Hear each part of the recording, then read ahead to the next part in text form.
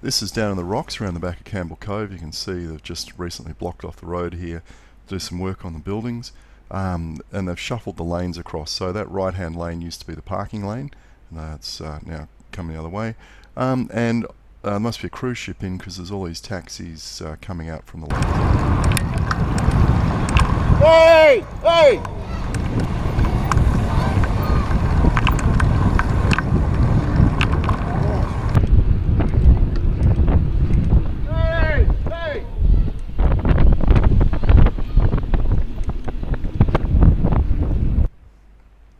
So it was interesting to hear a couple of tradies or of some sort there going, whoa, when they saw what happened.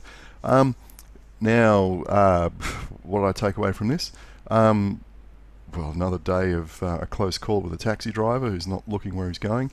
There was no issues with him looking to his right to see above the barriers, etc.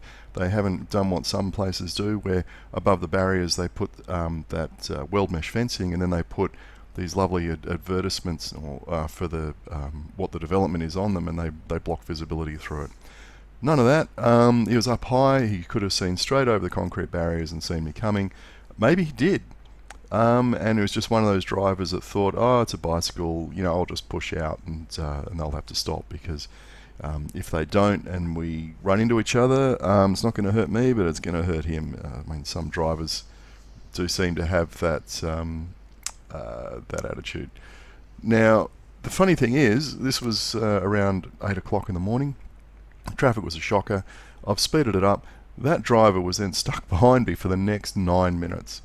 So simply, and we went about 500 or 600 meters in that time, just because of the traffic, crawling from one red light to the next. So you got to ask, what exactly did they think they were going to get by pushing out in front of me and maybe being a couple of seconds in front? Just again, it's all mindset issues. Impatience, arrogance, being in a hurry, and that's how crashes happen.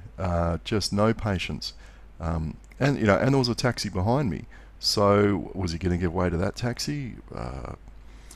Yeah. Anyway, I seem to have a lot of run-ins with taxis in the CBD, and that's possibly because there's just a lot of taxis in the CBD, and so therefore you're going to have more run-ins with them, I guess, than or they stand out more than other vehicles that you have a run-in with.